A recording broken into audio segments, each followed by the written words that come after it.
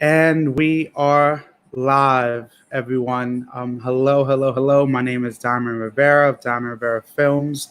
And today, here, I have a very important, very special guest here, Miss Holly Elizabeth, a former military veteran, a person I consider a friend, a person that taught me a lot being in the military. We were in training together. And today we have so much to talk about in so little time. But, I definitely want to thank you, Holly, so much for being here today. Thank you for having me. I'm ready. A- Absolutely. And I really want the audience to know is that recently, I've been seeing that you've been doing a lot of groundwork in regards to the recent topics and the recent case of Vanessa Guillen, a former soldier that was based in Fort Hood, Hmm. that was a victim of sexual assault, and she was murdered by a person who also was in Fort Hood, another soldier and someone, a civilian. Hmm. And I really love the work you were doing, the protests, the movement that you've created out in, I believe, Kentucky. Am I correct? It's Kentucky and Tennessee because Fort Campbell's on the state line. But yeah. Absolutely. And then, so for me and for the audience, can you kind of give a background of yourself? We'll talk about Vanessa Guillen, but then definitely transitioning into your story. Okay, so where do you want me to start? I mean, just start, I would say, from this Vanessa Guillen case, how did that movement start? Okay, so Vanessa Guillen's story obviously started getting a lot of attention on social media because she was missing for 2 months and nobody was talking about it. Nobody was looking for her. The army just kind of like chalked it up as she's AWOL. She deserted. They cleared her barracks room. They act like this girl just like left on her own accord, even though when she went missing, her ID, her wallet, her phone, everything was not with her. Hmm. It was left in the arms room where she worked. The arms room should have never even been unlocked that late at night. And Hmm. there were so many people that were involved. And, when you're in the military, Yes. there's so many standards and procedures that we have to follow for everything. Hmm. And it was like, somebody unlocked the arms room, but nobody knew why or where she was or why it was open so late at night. The people on staff duty, they have to sign out the keys to the arms room. So why did they not ask? When the Hmm. staff duty went to go do checks, which you check literally every part of base, why was the arms room not checked? It was still unlocked. And so there was just all these things that didn't make sense. And then the allegations came up that she had a sexual assault or sexual harassment, maybe one, maybe multiple incidences, but she wasn't reporting them because she was afraid of reprisal or retribution, which is Hmm. what the army calls it when you report and you are punished Yes. um, for reporting. Hmm. And so she had told her family though that this stuff was going on and that she was afraid for her life, and that's really what started everything because seeing her story put a face on it, right? Like, Hmm. as a female soldier, there's so many times that we experience sexual harassment and sexual assault. And this is not to say that males are not experiencing it too. Yes. But as a female soldier, it seems to come with the package, right? And Hmm. and it shouldn't, but it does, and it's constantly like being reminded that this is a brotherhood and like this is part of it, and like Hmm. they're just males, so like what do you expect? But that's not what I signed up for when I chose to defend my country. Same thing for Vanessa Guillen. Same thing for the endless amounts of female soldiers and veterans who've Yeah. been protesting with me. They didn't sign up to be raped or to be groped in the fucking company, room, or to be I can't tell how many times, people were at PT and they're like, yo, so and so's ass looks fat in formation. And Yeah, man. I'm like, what are you talking about? What? But so many people, because it's like a stigma to even say anything back to Mhm. them. And so for me, I've always, even when I was a kid, like I've always, if I got a problem with what's going on, which is anything that's not how it's supposed to be, I'm going to say something. And I don't care Yeah. if I'm the only person in the room, I'm going to say something. And so there was multiple times when, I'd be the one that would be like, what are you doing? Why are you saying that? That's inappropriate. Like Yes. this is your battle buddy. Like Hmm. you need to check yourself. You need to figure it out. And how many times I got called a bitch at work or something, or like because I said something. Like, no, I'm not about to sit here and listen to you talk about my battle buddy like that. Like this is not the place, the time, and it's never gonna be the place or the time for that. And so I started the protest here at Campbell because I I had a actual so I've dealt with the harassment since Hmm. day zero at training. But when I got to Campbell, I mean, I hadn't even been here maybe a month or two, and I found out that they were like making bets about who could sleep with me first, and like Wow. it didn't really bother me. I'm one of the only females in an infantry company, support company, and I get it. Like, not a lot of people to look at or whatever. And I just kind of like let it roll off. But there was this one soldier, and he just wouldn't let it go, wouldn't let it go. And then I was out of the PX one day with my kids, in Hmm. civilians. And this dude just like beelined across the fucking parking lot and in front of my little girls. Hmm. Damn, Lane, I didn't know you had ass and titties like that. I didn't know you looked like that, blah, blah. And he's in uniform, which shocks me even more, like that Mm. you're that disrespectful, you're gonna do this in uniform. Absolutely. Um, but he ended up following me to my car and pinning me up against my Jeep, all this in front of my kids. And I had to like juke him, like like trick him Yeah. to get in my car and to lock the door. And then he stood in front of my car for a really long time. Until I started, I rolled down my window and I was like, woman in danger. Like, this is Yeah. not, I'm not amused. Yeah. Um, and so after this, I was like, I still wasn't going to say anything. I was like, I'm just going to let it roll off. But he kept on and kept on and kept on. And then they were like, we're going to make you go to the field and he's going to be out there. And I was like, listen, this dude was bold enough to grab me in a public place in uniform. Like, I'm not about to be in the middle of the woods with him with no cell reception. Like, Oh no. y'all got No. me next level messed up. So I report it, and what happens to me for the next 10 months is punishment for reporting it. They took my rank. They tried to Article 15 me. Ultimately, it ended my career because um, I got hurt, and I was like, you know what? I'm just gonna take this med board and I'm gonna go because this is what the Army is promoting right now: is sexual violence and victim blaming and punishing victims. And so, Vanessa Guillen's story hit home with me on a Mhm. level I can't even explain.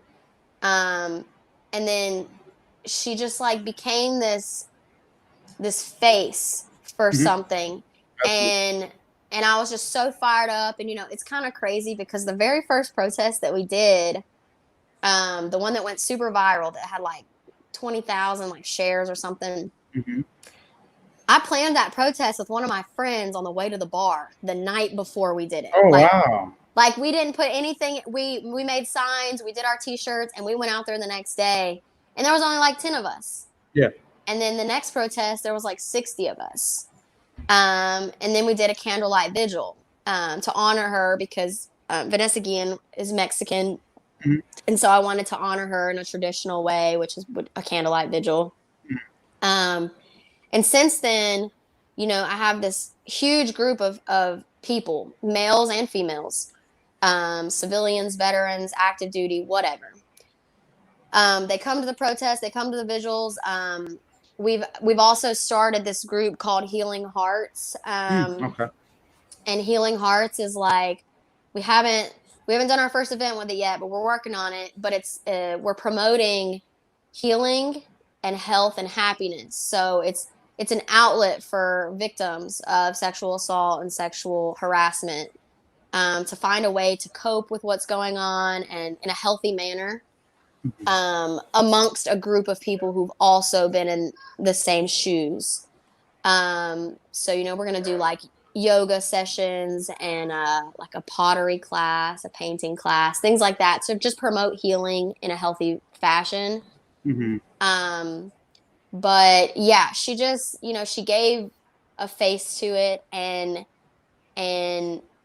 we're extremely outraged by the army's like lack of everything in Mm-hmm. in her case. And it's not just Vanessa Guillen. I mean, I can't tell you. I've had hundreds of people message me their stories, tag me in their stories, comment on something so that I know that they exist Yes. because they want a voice too, right?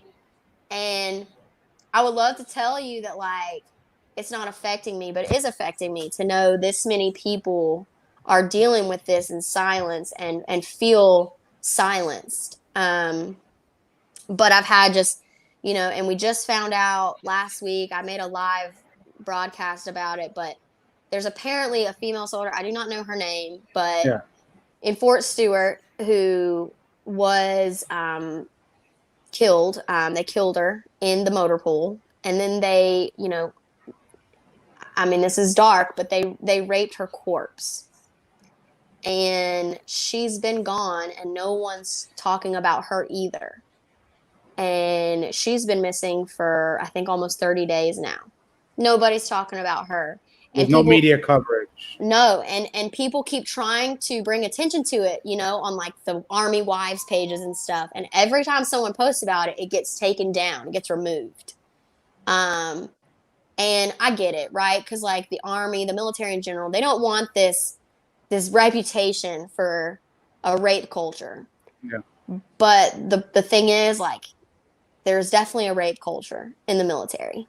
And the more that we silence people who experience it, it gives life to those people, those predators, not to Mm-hmm. the victims. It gives life to predators for them to continue because they're not being punished. They're not being held accountable for their actions. Yeah.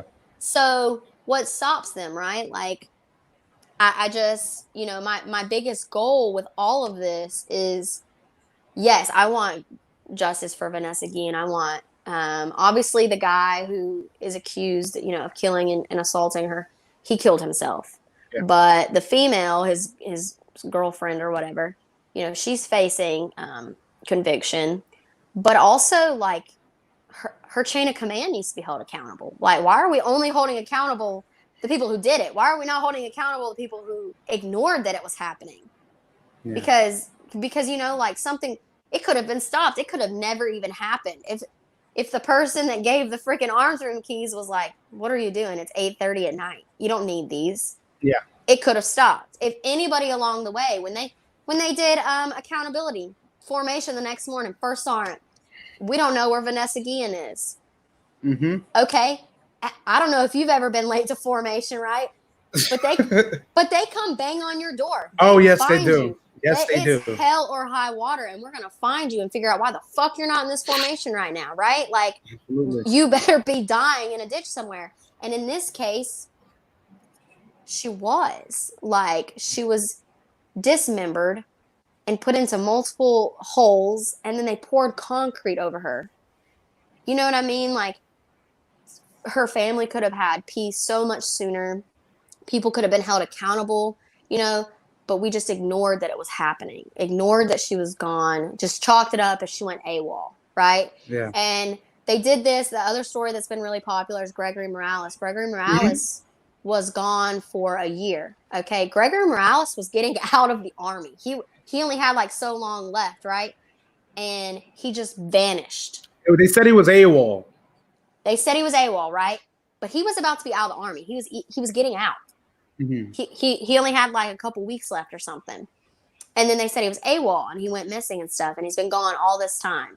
Well, they found his body while they were looking for Vanessa Guillen. Mm.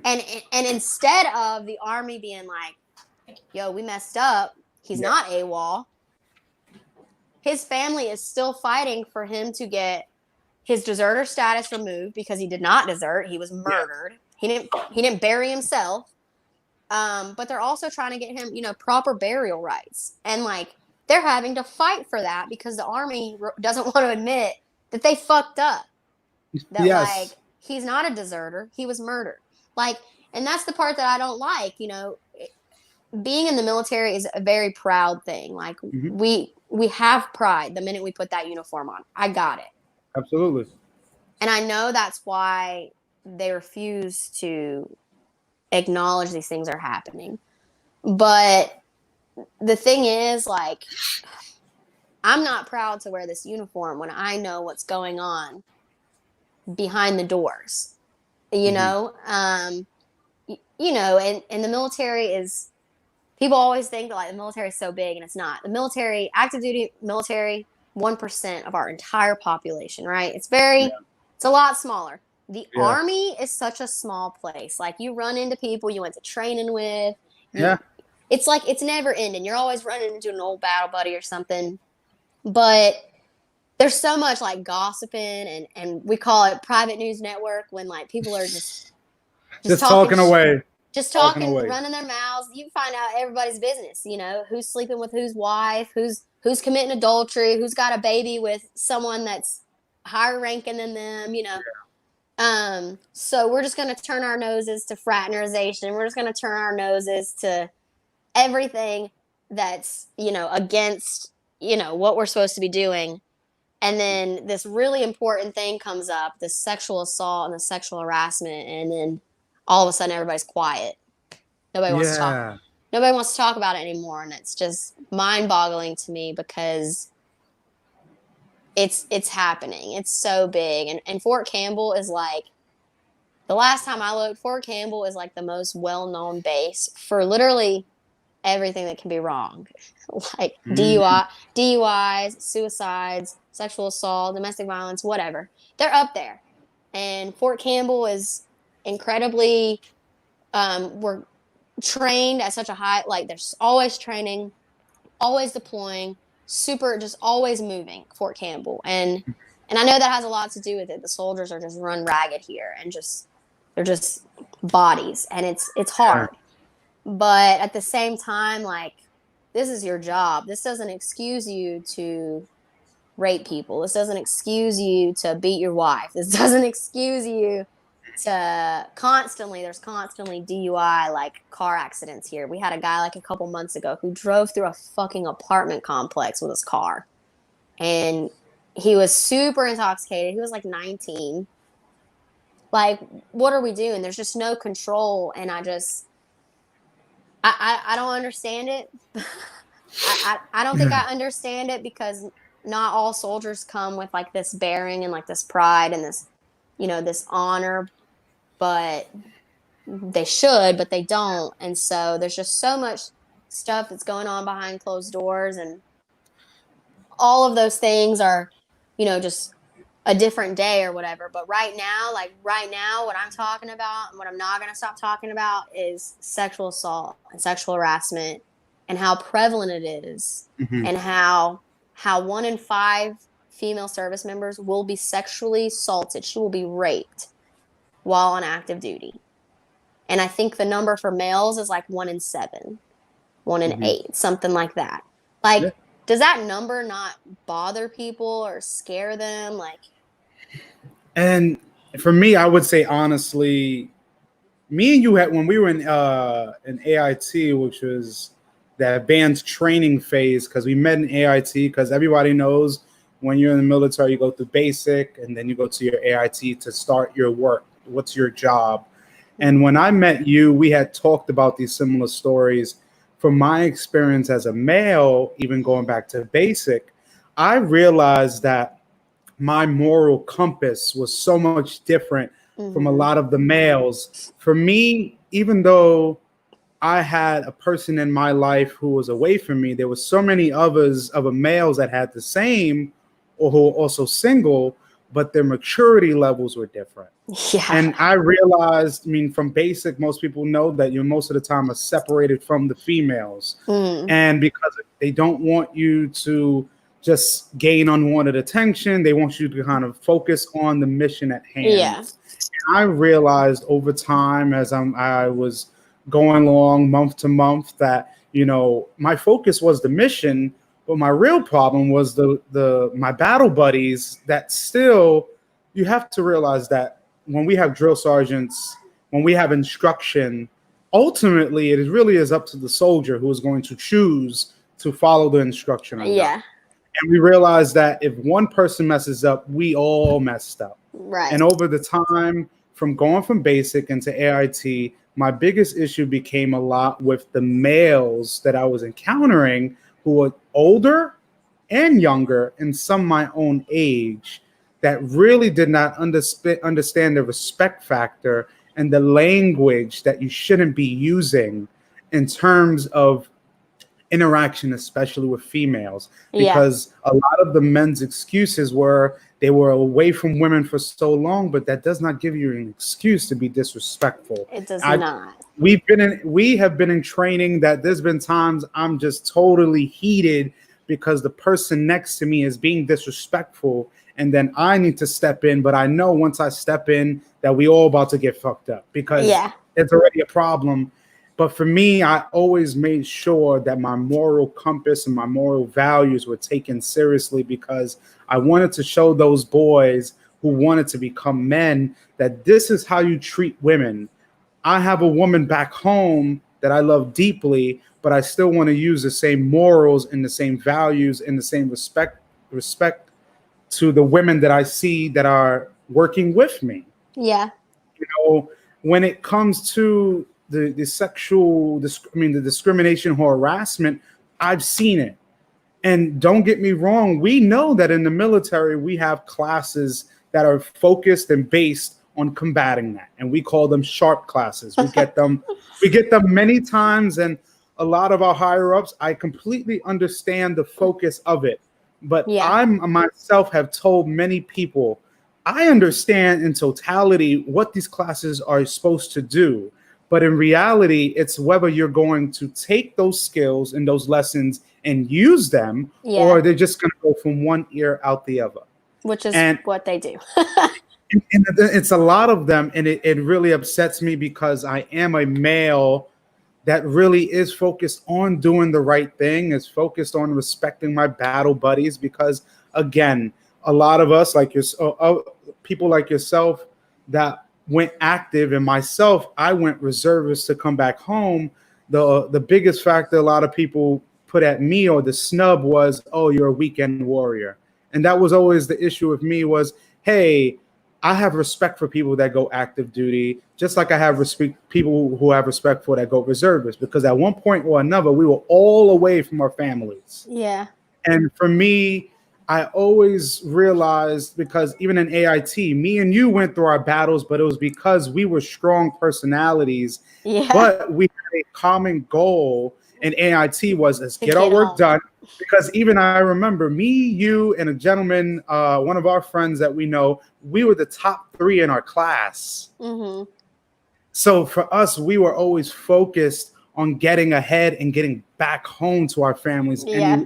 by any means. And for me, going through the process of basic and going through the process of AIT and then coming back home, I realized that culture that you speak of, the rape culture, the harassment culture, was still embedded.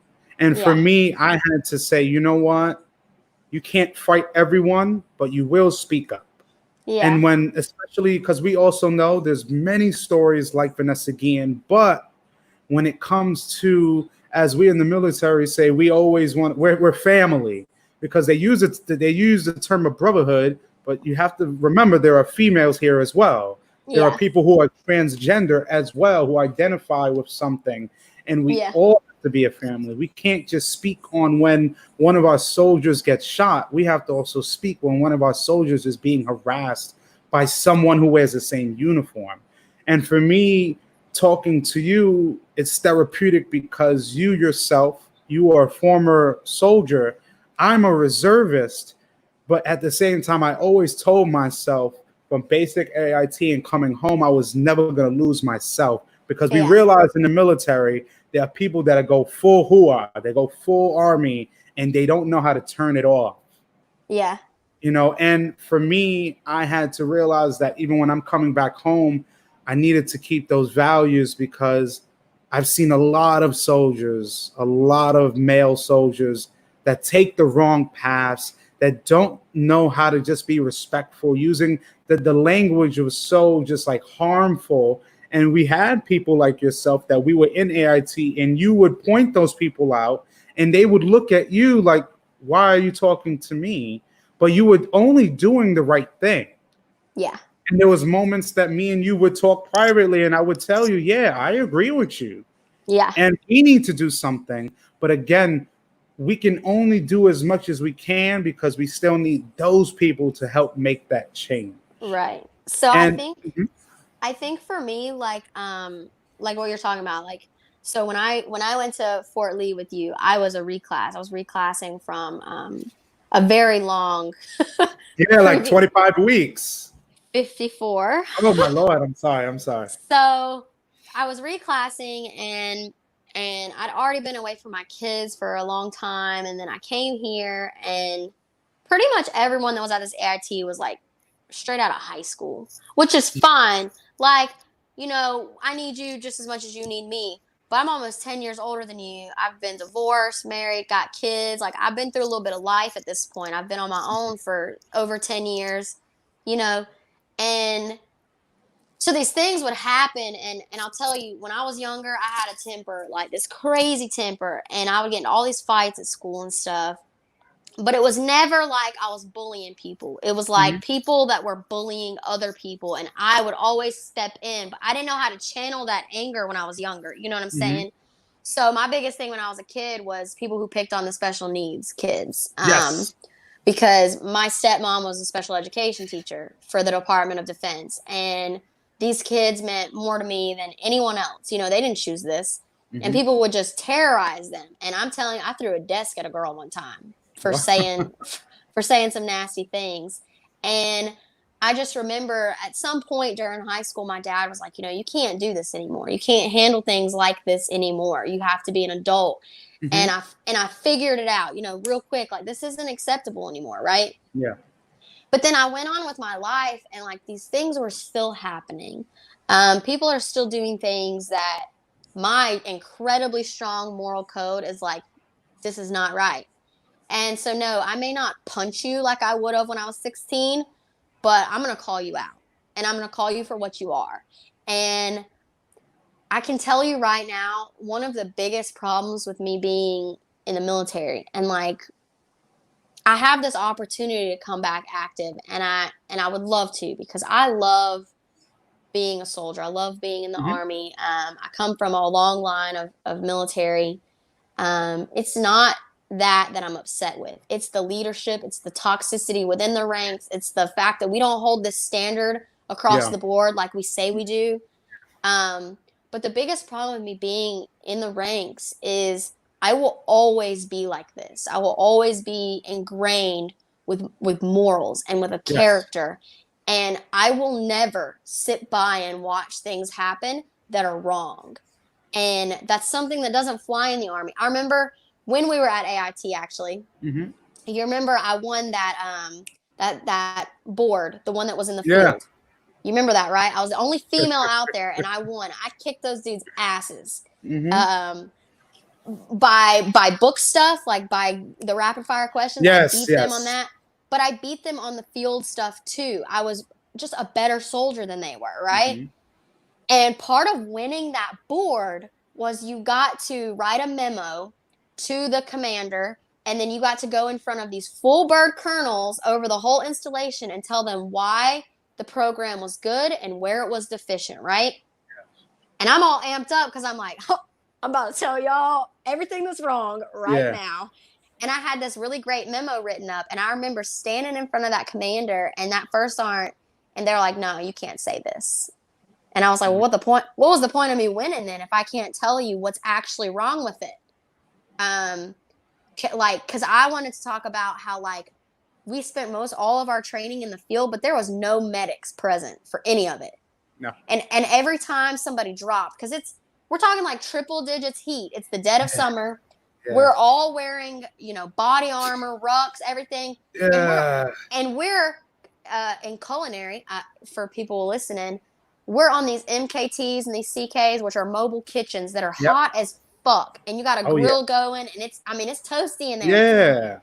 Yeah. And a lot of soldiers don't take that hydrate or die thing seriously, and But people you were need to dropping. hydrate They like were dropping flies. like flies, and I'm sitting there like I can't just sit by and let this dude have a whole thing right here, right now. And so I would always be the one that jumped up and starts deblousing and starts hydrating, starts Yep. getting clothes off, and I just, that was one of my biggest problems with that installation.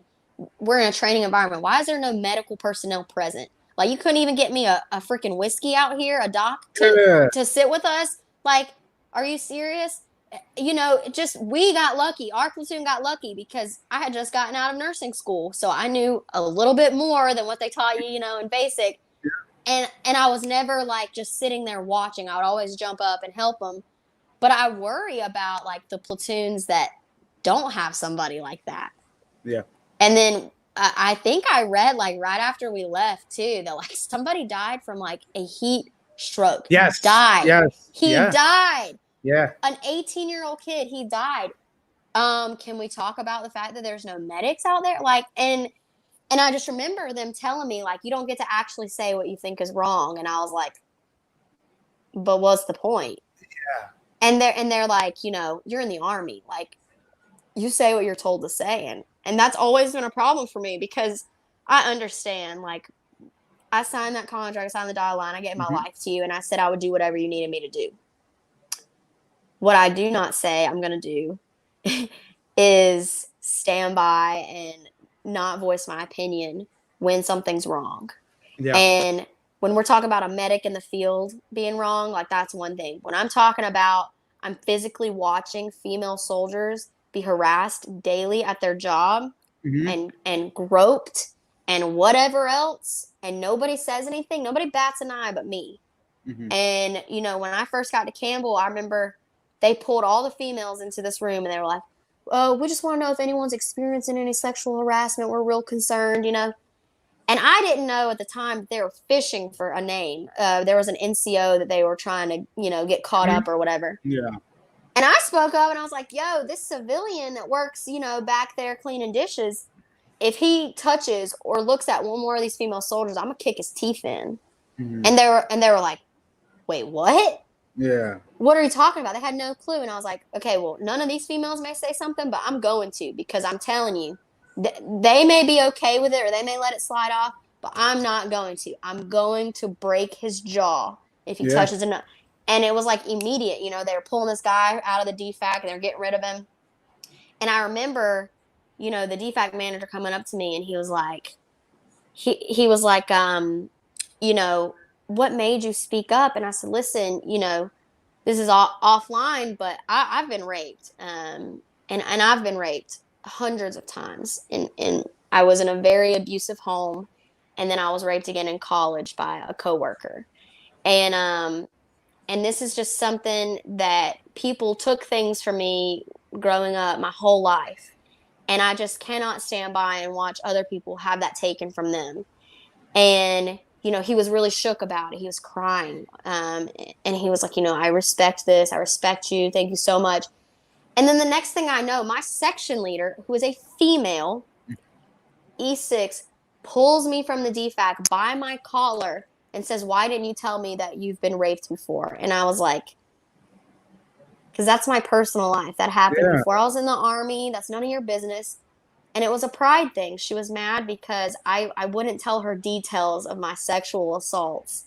And she's all like, "It's affecting the mission." But it wasn't. It never No. affected the mission. The minute that it started to affect the mission was when another male thought it'd be okay to touch soldiers in the DFAC. And I was just the only one who would say anything, Yeah. and that's how it always is. Like, maybe there's one person in the room who has this crazy intense moral code and they just don't want to watch this. But since I started the protest, we just did a protest yesterday. It was a smaller one because it was storming and stuff. Yes. This Jeep of guys pulls up and they're like, "Hey, what are you protesting?" And I walked over there. "Listen, I'll talk to anybody, baby. I'll tell anybody about Vanessa Guillen, and I'll tell anyone about sexual assault, Mhm. and educate them real quick." And these guys were really truly interested in what I was saying, and they're like, we agree. And I said, come hold a sign out here with me then. And they Mm, said, we gotta go do stuff because JRTC is about to happen. Everybody's getting ready. I said, you know what, that's fine. You know what you can do for me? Next time you're in formation and somebody says something about your female battle buddies, why don't you speak up for her? yeah. Because everyone's really quick to say, well, why doesn't that female speak up for herself? A lot of times Yeah. she's one of the only females in that platoon, in that company. Yeah.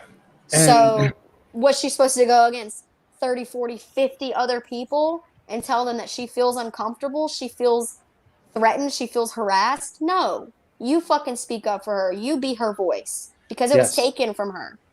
Um and so I was like, I challenge you to stand up for your female battle buddies. Stand up for your male battle buddies cuz listen, I think we all know the military, like, it's kind of silly when you think about it, but there's a lot of comments like about gay stuff, and like a lot of male soldiers will joke about like being with each other and stuff, and Yeah. it's just because of how close they get, right? They're not Yeah. actually like, it's not like everyone is actually like gay.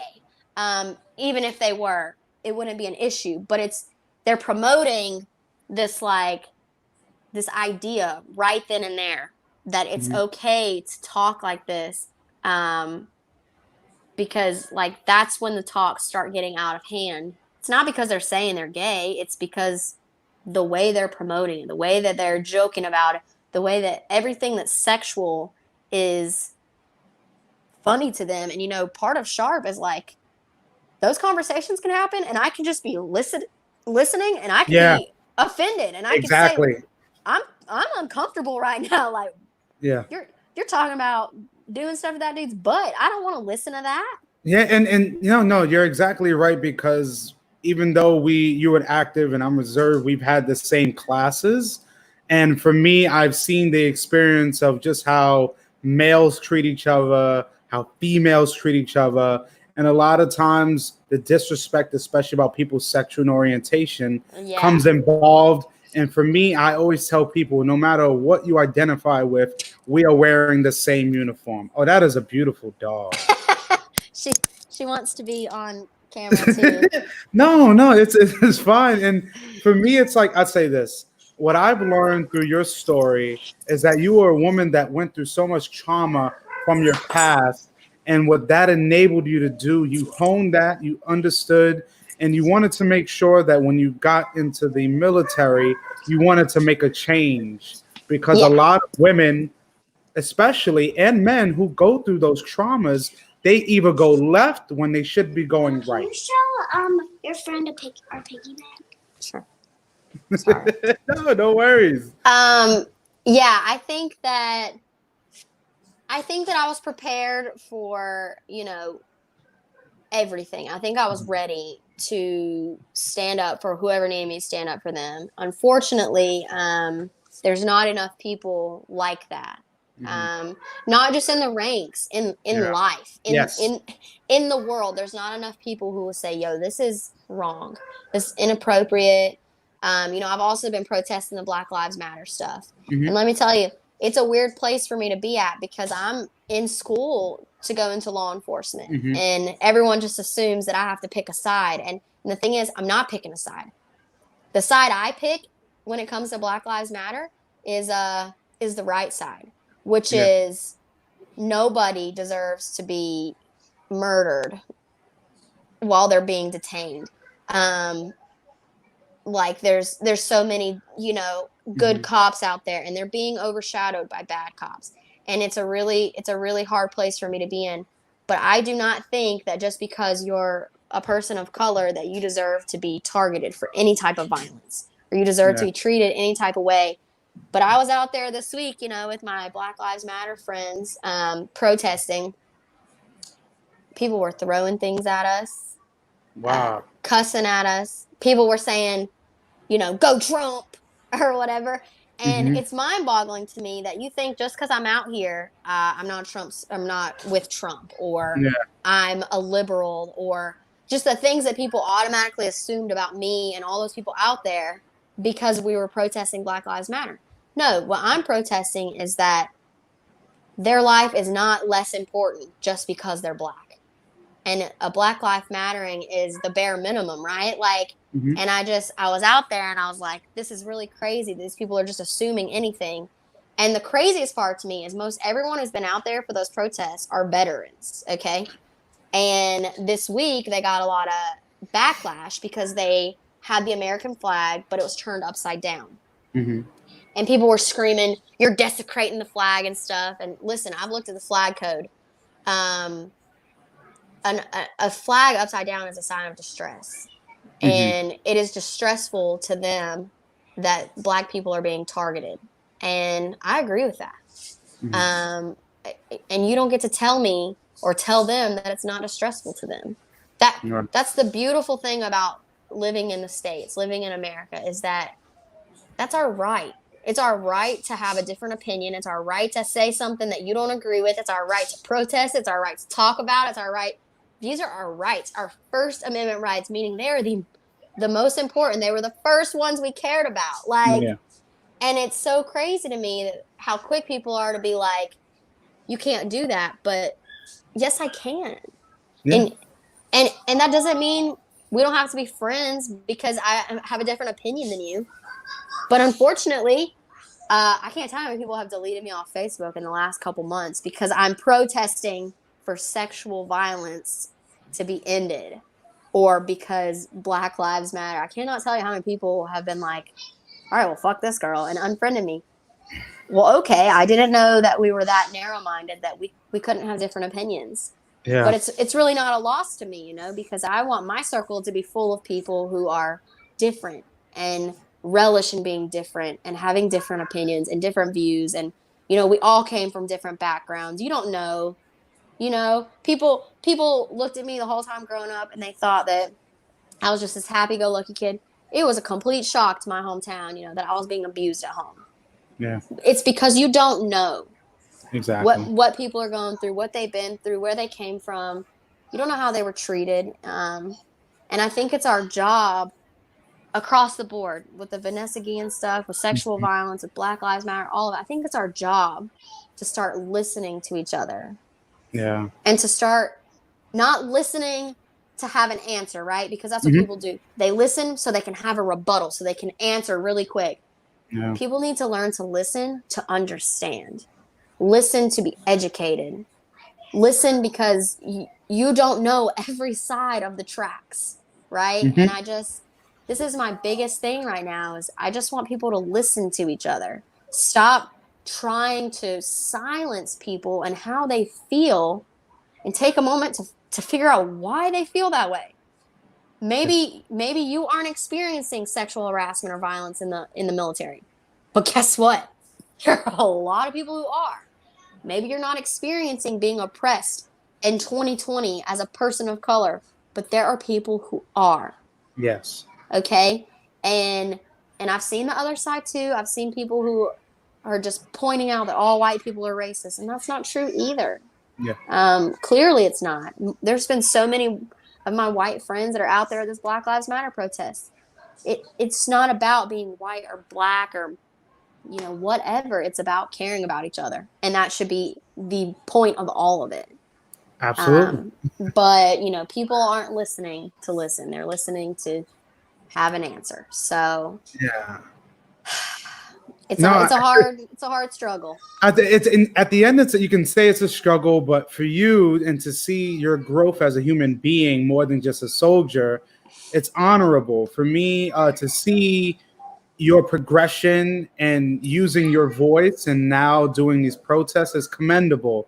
And to be honest, like we have here some comments.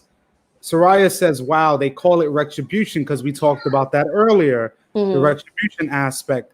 And also, Kenny says the same in the Air Force as well. And then also, Soraya says homophobia, transphobia, and rhetoric like that are a part of rape culture.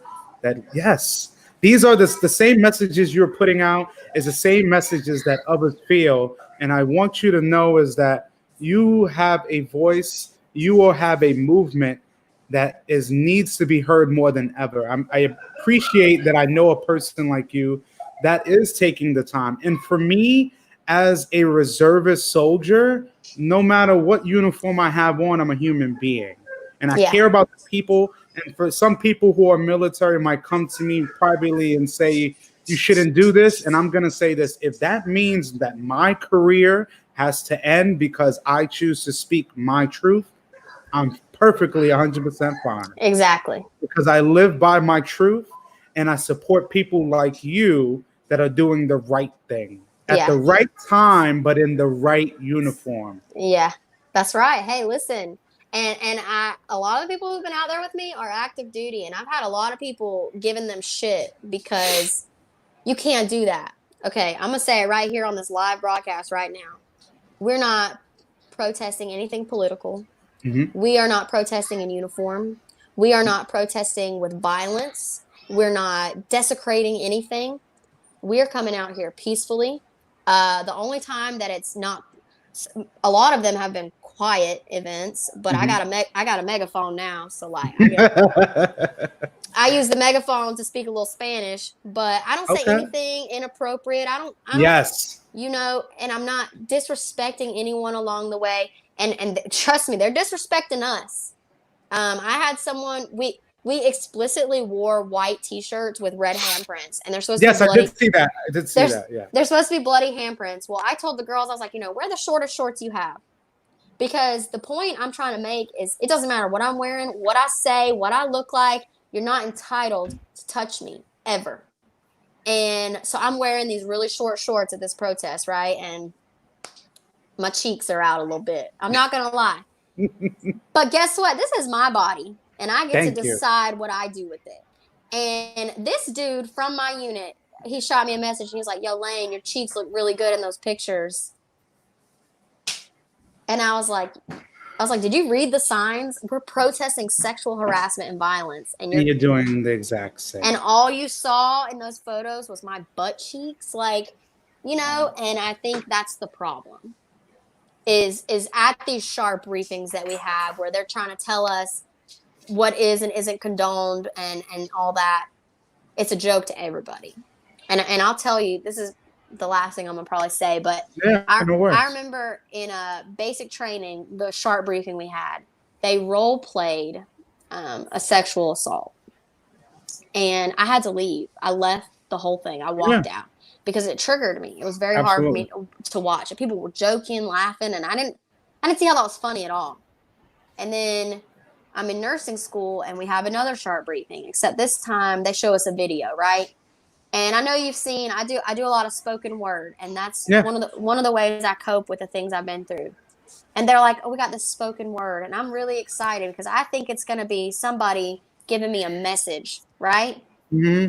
But it's a spoken word from the voice of a predator. And I just remember sitting there the whole time listening to him talk about what he's going to do to me, standing next to me in the ranks in uniform. And there's a part in his spoken word where he says, "I am the hand sliding up your daughter's thighs." And when he said that, and we're watching it on this huge video, like he's blown the fuck up on this huge projector screen in the room. And as soon as he said that, I was out.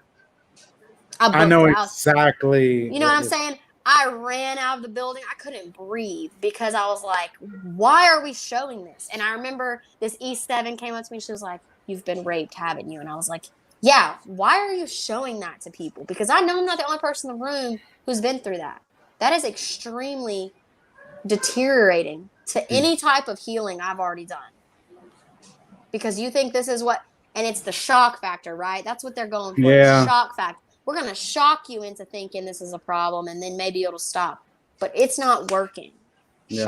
Sharp isn't working because people think it's a joke. People think it's funny. People sit there the whole time and make light of it, and that's the reason it's not working. So sharp has a great intent, Yeah. but it's not working. What needs to work is us standing up and saying something. And if that starts with me, and trust me, I've gotten a lot of backlash too. I don't care. I'll take that backlash all day because at least I stood up. Yeah. And I've had so many people reach out to me for help. And you have no idea, because I would do all of this if that meant saving one person, right? having one person find their peace, find their healing, find their safety again, find themselves again. Mhm. But I don't just have one person. I've got hundreds of people. Okay. And that speaks volumes to me that I don't care what kind of backlash I take. You can say whatever, do whatever. You can hate me. I don't care. But I'm speaking up for people whose voices were taken. And that's just that. Absolutely. And Holly, I mean, I want you to know that as a person that I consider a friend, as a woman who is leading a movement like this, I support you 110%. And every time you do a protest, I will support you. And I definitely want myself and the audience to get more information before we go Okay. about your movement. And, Um, we are we are trying right now to just spread the idea to every other installation within the Army, so that they may also start these peaceful protests and such. I know that last night I had all my followers bombarding Go Army, and asking them, why are we not talking about this? Why are y'all not talking about this? You guys are on Go Army posting shit every day, 4, 5, 6 times a day, stupid stuff that I don't care about. But why are you not talking about the fact this soldier went missing and then we find her fucking cut up in a ditch somewhere?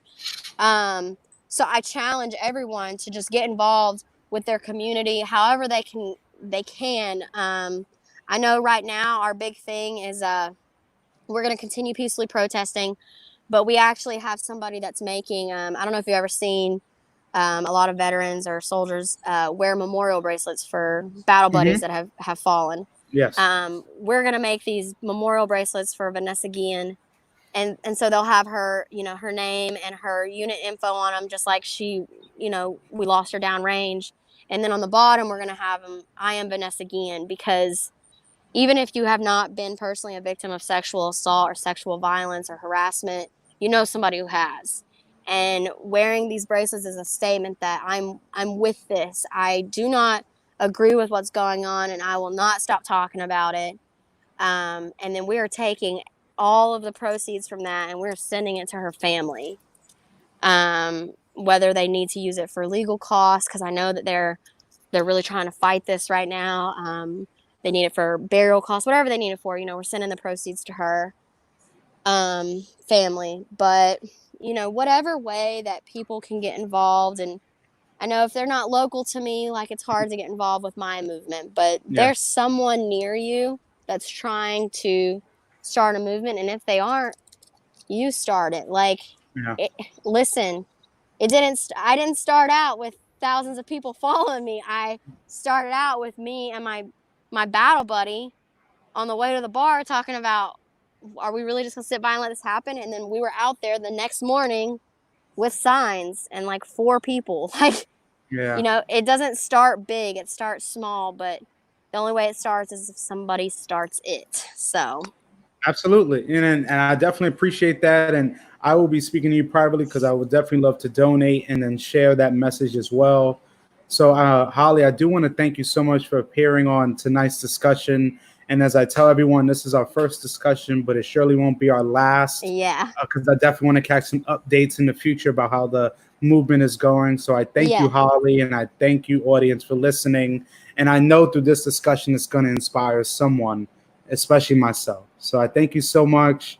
I hope you have a great weekend and stay safe. All right. Thanks, Diamond. Bye. Bye.